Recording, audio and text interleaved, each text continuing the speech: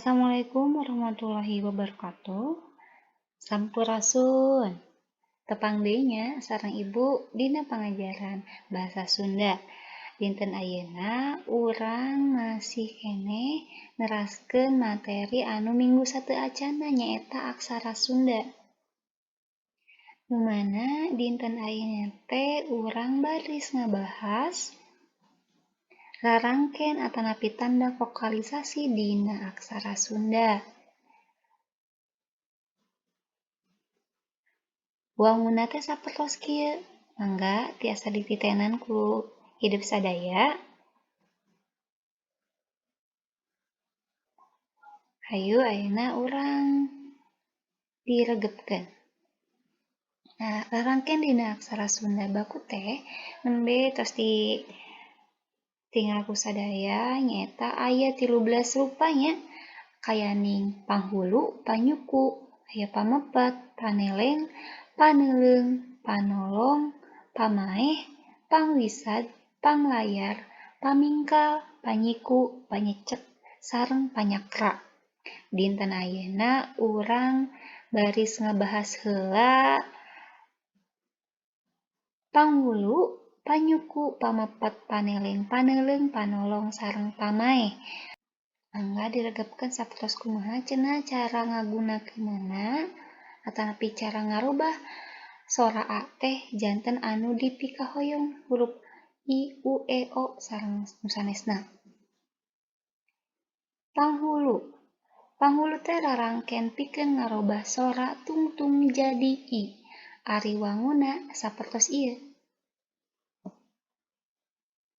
Tabisnya ieu contoh ngagunakeun panghulu.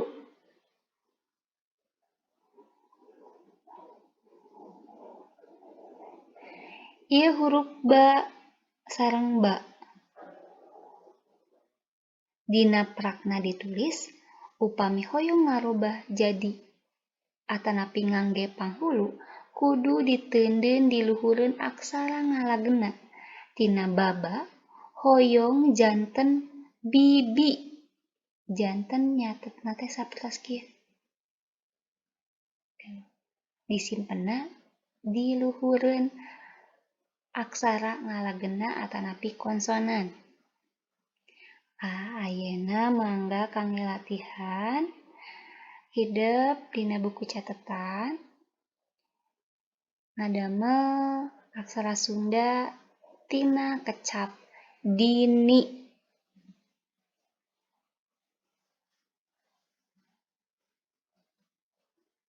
Ajeng panyuku. Panyuku teh rarangken pikeun ngarobah sora tungtung tina konsonan anu tadina A jadi U. Ari wanguna nyaeta sapertos kieu. Tah ieu contoh ngangge tanda vokalisasi panyuku. Cara ngadamelna sapertos kieu. Tadi dieu aya huruf sa sareng ka. Upami urang bade nambihan panyuku, ditulisna teh panyuku tadi kudu aya di handapeun aksara ngalageuna. Di dieu upamana urang bade ngadamel kecap saku. Ieu sa teu kedah digentosan. Ieu ka margi hoyong robih jadi ku kedah ditambahan panyuku. Tadi disimpenna teh aya di handapeun aksara ngalageunana. Nyata dina ka ditambihan panyuku di handapna jadi ku. Otomatis rubah ka teh janten ku. Janten ieu dibacana tina saka margi tambihan panyuku dina aksara ka-na janten dibaca saku. Kangge latihan mangga serat kecap milu. Tadi tos diajar panghulu, terus ayeuna panyuku. Tadi dieu mi ngangge panghulu, luna ngangge panyuku mangga dicatet dina catatan. Lajeng pamepet mah rarangkeun teh pikeun ngarobah sora a na teh jadi e. Ari lambang atawa wangunna sapertos ieu. Ieu contoh-contohna mangga dipilari.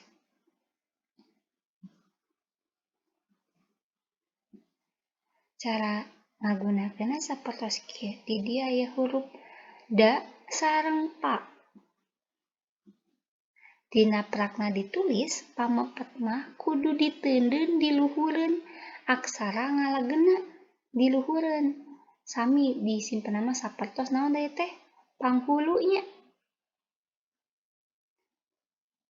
Ieu teh dapa upami hoyong robih janten depa dicatetna sapertos kieu.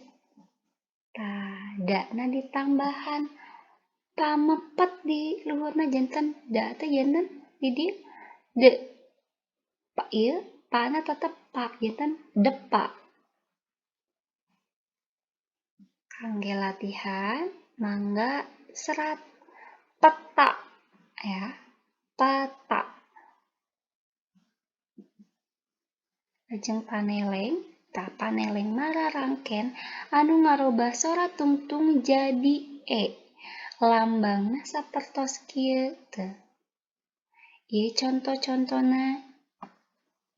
Cara ngagunakeunna sapertos kieu. Ieu kara.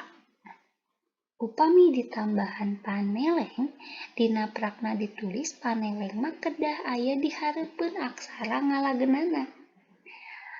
Upami ieu kecap kara, upami hoyong dirobih janten kere, kana kedah ditambahan paneleng di payuna, ara oge kedah ditambahan paneleng di payuna. Janten diseratna sapertos kieu. Re. Kangge latihan mangga tulis atanapi serat desa.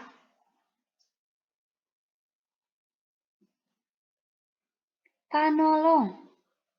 Panolong teh rarangkeun pikeun ngarobah sora tungtung tina konsonan jadi o. Ari wangunna sapertos kieu. Ieu contona cara ngagunakeunna sapertos kieu. Ieu sara. Mun ditulis panolong mah kudu ditukangeun aksara ngalageuna. Upami hoyong dirobih tina sara hoyong jadi sora, disimpenna teh pami tadi paneleng mah dipayunan hurufna, pami panolong mah kedah ditukangeun huruf atanapi aksara ngalageunana tina sa ditambihan panolong janten so. Ya, pami mah ra-na angger di dieu sami ra sora. Mangga kangge latihanna serat kecap kuno.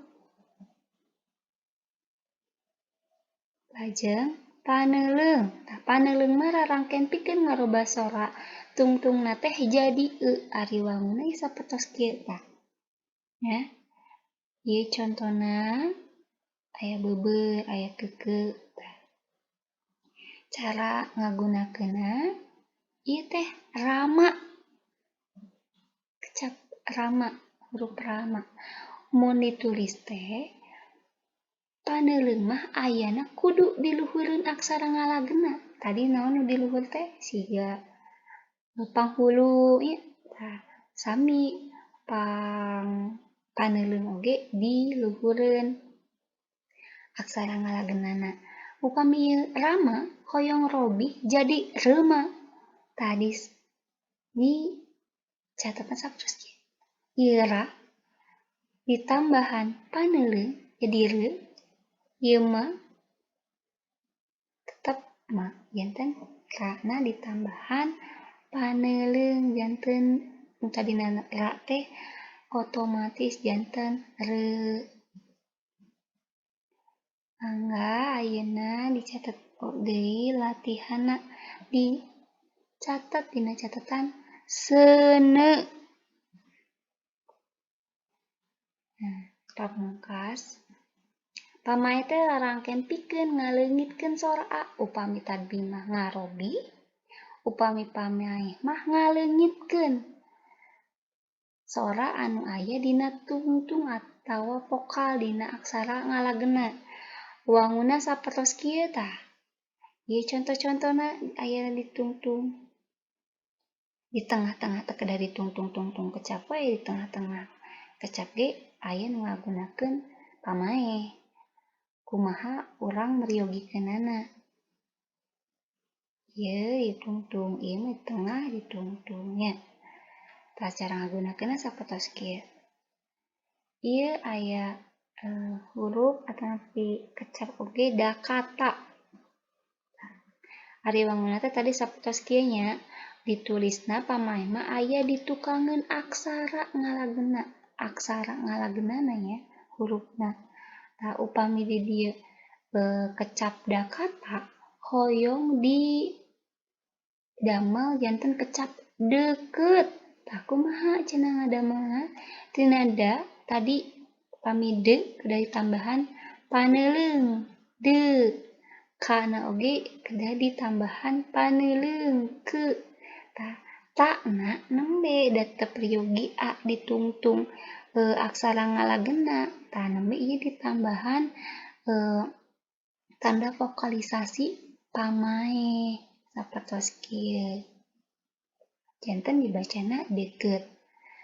Ayeuna kangge latihan mangga ditulis kusem dina catatan. Tah, latihan-latihan tadi tos dikerjakeun ku hideuk dina catatan mangga difoto lajeng dikirim dina CBT sakola. Sakitu heula kangge pembahasan aksara Sunda dina dinten ayeuna. Hatur nuhun pisan parantos marhatoskeun mugia kahartos ku hidup sadaya. Sekali deui hatur nuhun. Wabillahi taufik wal hidayah. Wassalamualaikum warahmatullahi wabarakatuh.